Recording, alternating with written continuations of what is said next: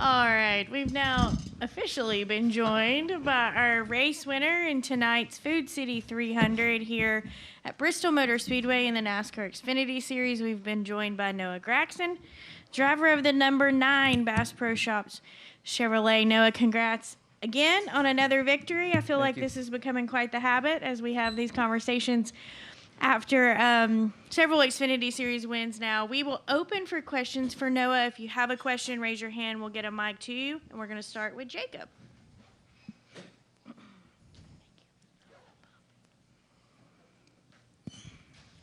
Jacob Seelman kicking the tires. Noah, it's no secret you've heard the doubters loudly on social media at times.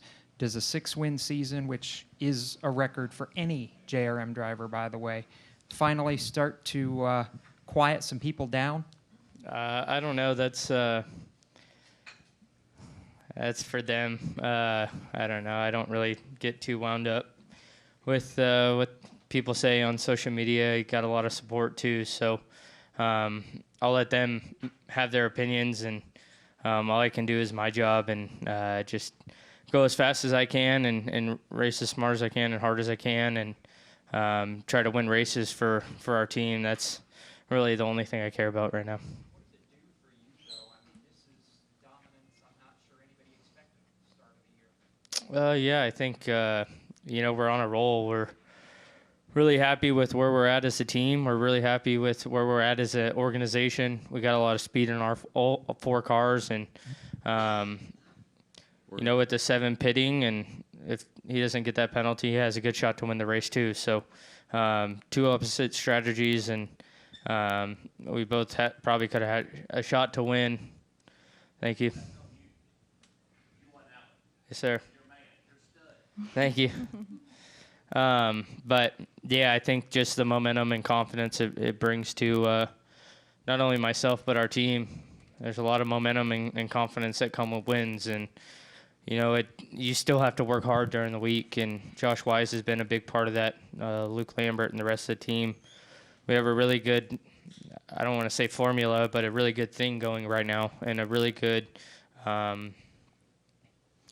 don't know what the word would be, but just we're in a really good rhythm of, Monday through Friday, and just feel like everything's kind of going right as far as the preparation side, and feel like we're all on the same page. My spotter, Tyler Mon's done a great job as well. So we just want to keep on getting playoff points. We want to keep getting wins, and the ultimate goal is to get to Phoenix and have a shot at the championship. Okay, we're going to go to Bob. Bob Hackers, Fox Sports. Does this getting sick stuff concern you? Yeah, it's concerning my mom too. I don't know why it's going on. I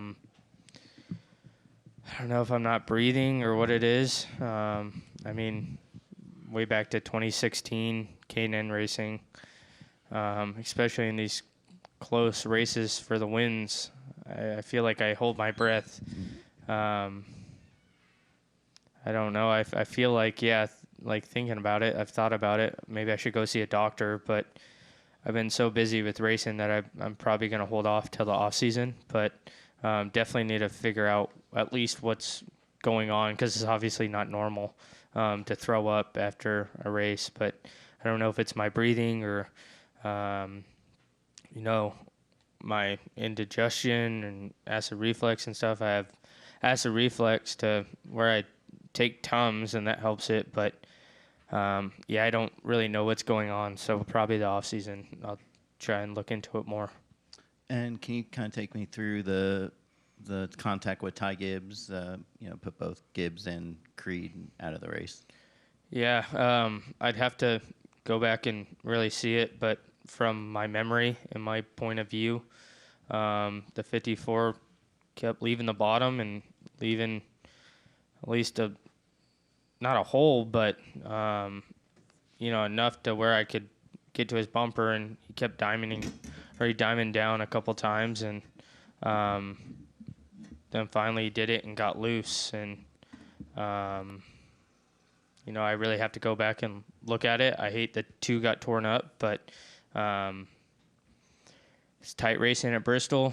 Everybody's really close, and we're all battling over inches, and it just came together. All right, we're going to go upstairs to the press box and then back down here to Noah.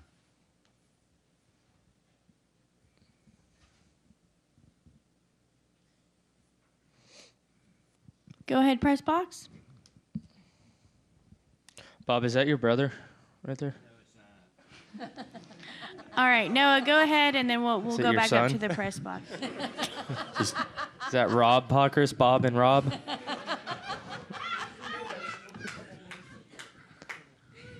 Amanda. Oh, go ahead, Chris. ChrisKnightFence.com. Noah, with the recent momentum of your number 19 and the leadership of Galut Lambert, are you the favorite in the Xfinity Series Championship in 2020?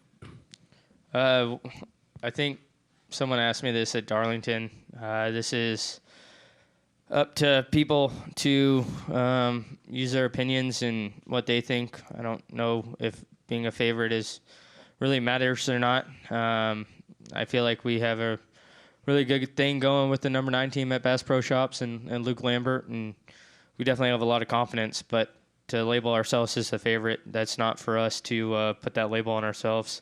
Nor do I really think it matters. I think, the only thing that really matters is the guy who gets the job done at Phoenix. And it's going to be a challenge to get to Phoenix in the first place. It's going to be a challenge to, race throughout these playoffs. And you could be the favorite or you could be the dark horse. And it seems like anybody can win the championship. So we just want to keep on working hard, stay focused, and stay positive, stay aggressive, and try and keep riding on this momentum. Okay, Noah, go ahead. Noah Lewis, TSJ Sports. Today, you take the checkered flag and then you jump out of the roof hatch, and the fans are going wild here. I don't really know or remember any Xfinity Series driver that just captivates the fans like you do. They're chanting for you to climb the fence, and that's just such a big thing for you. It almost seems like it's as big of a deal as winning the race. Your post-race celebration. Just talk about how that's been for you. Yeah, I just remember going to a race in Las Vegas, Xfinity race, might have been 2016, 2017. Austin Dillon won the Xfinity race there in might have been the 33 or the 2 car. I think it might have been the 33 car, as a black cream car.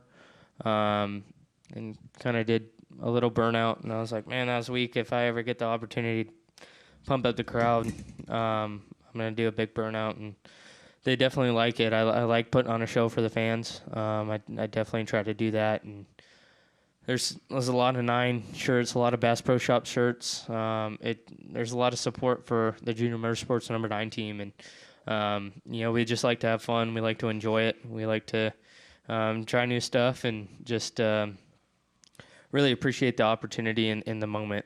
Try and soak it all in. And when we won here back in 2020, there's no fans here.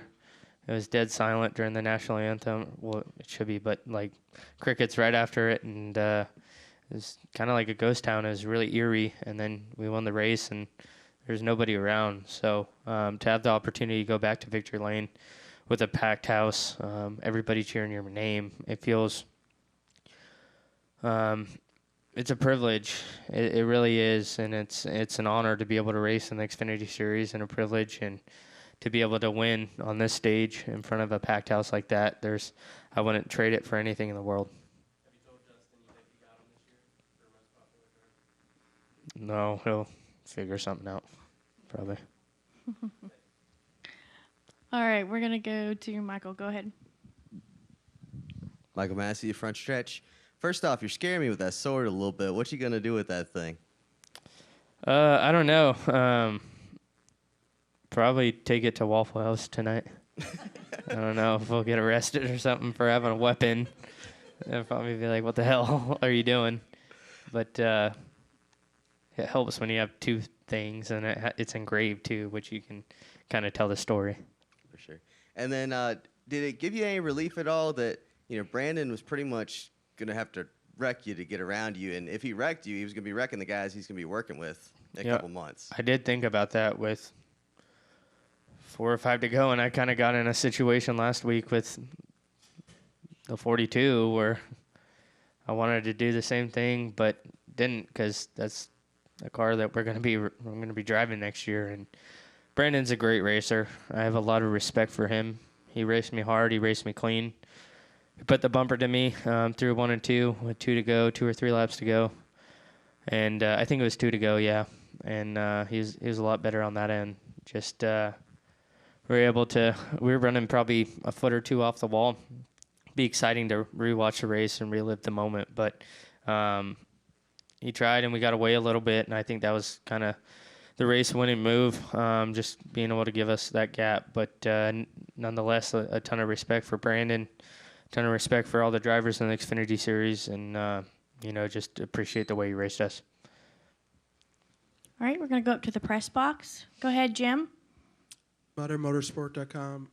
No, I was just wondering, is it a little bittersweet in the sense that you've been through a lot of ups and downs while you've been at your motorsports, and you're now seem to be coming into the best you've been since there, knowing that you're moving on next year? Not that you need it, but does that serve as a little extra motivation going into the playoffs? Yeah, I think right now we're just focused on trying to win stages, trying to win races, trying to lead laps, and that time's winding down, obviously, with me moving on next year, and really enjoy the group that we got right now. It's the most fun I've ever had in motorsports, and we don't really put any pressure on ourselves. We work really hard, but we also have a lot of fun, and we do our job. And the hard work and preparation throughout the week, the group that we got, we're working hard, but it feels a lot easier when you're having fun. So, right now it's all thumbs up and excitement, but definitely want to soak it all in and appreciate the time that we got with everyone. I rode up with the guys in a minivan up here, and just try and soak in every last minute I can with this team, because we really got something special going on, and we got 7 more weeks to really enjoy it and make the most of it. Okay. Any additional questions? Okay. We'll go to Steven and then end with Deb, and then end with Dustin. Go ahead. Rob Pockers. Just kidding. Got me before I could do that. I was going to call myself Rob. Steven Toronto, CBS Sports. A lot of drivers in the truck race were complaining that they were stuck to the bottom and there was no tire fall off, and they really couldn't do anything to make passes. It seemed like midway through the race tonight, the grooves started to move up toward the top, and you guys were able to run a bunch of different lanes. Describe the track conditions relative to the tire or traction compound that was put down, and how you felt tire wear and the ability to use multiple grooves was. Well, we talked about that in our pre-race Team Chevy meeting with Josh Wise and the other Team Chevy guys and his program, and was fortunate enough to have be in the same room as Kyle Larson and be able to pick his brain and ask him questions and just ask him, hey, how do you run the top here? What do you do? What are you looking for? I picked Sam Mayer's brain at driver intros. He's really good here. He was actually my pick to win the race tonight, and I told him he's going to have a really good shot if he could stay patient and stay under control, and he has the speed, no doubt. So I knew he was going to be fast, and just trying to learn. And with a couple of restarts there, a couple of guys stayed out on old tires. We restarted behind the 26 and restarted behind someone else, and that allowed the top lane, maybe we restarted like second row inside, and I think 5th row outside, cleared me off a 2. And one of those times the 21 was got clear of me, and I just learned in that 3rd stage how to run the top from him. He was really, really good up there, and really got it black up there, got the rubber laid down, and talking to Kyle Larson on when you need to go up there, how you need to do it. It was just all starting to come together, and we had really good pace there at the end, even before the caution came out. We ran the 7 down from a straightaway back and had a lot of pace up there. So it was definitely a learning experience for me. and I really wanted to learn how to run the top this race. With the truck race being right around the bottom, I knew it was going to be challenging to get it black up there, but we had enough drivers that wanted to go up there, and some lap cars on the bottom that allowed drivers to have to go up there, and that allowed us to learn and search and find grip up there. Thanks, Noah. Thanks, Rob. All right, Deb, and then Dustin. Deb Williams, RacingToday.com. Noah, you mentioned Josh out on the track post race. You've mentioned him, mentioned him again in here. How has he helped you? Could you please expand on that? I give all my credit to Josh Wise and the driver I am right now, and we still have a long way to go, but just the hard work. He pushes me not only as a race car driver, but more importantly as a human and a person, and pushes me to be better, really Monday through Friday. And from late nights, getting back from cup races at midnight, 1 a.m., to being in the gym 7 a.m. every Monday morning this year, down at GM or Trackhouse. We just moved over to GM building over by Hendrick Motorsports, but 7 a.m. It'll wear you out, but you keep working hard, you keep on trying to be the best version of yourself. That's what he just keeps telling us, and I fully believe that I wouldn't be the person that I am today if it weren't for Josh, and give all my credit to him because he works with us Monday through Friday. Scott Speed, Dan Jansen, everybody involved with Josh's program, Alex, they all work so hard to give us the best tools and resources that we can have when we go to the racetrack. And the physical side and the preparation side, all that comes together. And, it takes a lot of hard work out of them. It takes a lot of hard work to prepare all the data and info that they have prepared for us when we go in there on Thursdays. And to be a part of that group and to be have Josh Wise as a mentor, it means the world to me. His friendship means the world to me, and it's a privilege to be able to work with him. So does that include sports psychology as well? Yes, yeah, it's everything from doing breathing techniques this past Thursday because we're going to Bristol, and you're just breathing nonstop. Your heart rate's through the roof, and it's hard to really relax behind the wheel to being in the right mental state. Meditation and whatnot. He'll build you up and motivate you, and then he'll really work to just keep you on track. And he's been great to me. It's been great to work with him. It's been great to work with all the other drivers involved with the Team Chevy organization with Josh Wise. Be able to lean on them, bounce ideas back and forth. I don't think I could have won this race if I wasn't in the same room as Kyle Larson, being able to utilize him to ask him questions and learn this week. So, it takes all of us. It takes everybody in his program to build each other up, make each other better. And, we talk on the weekends.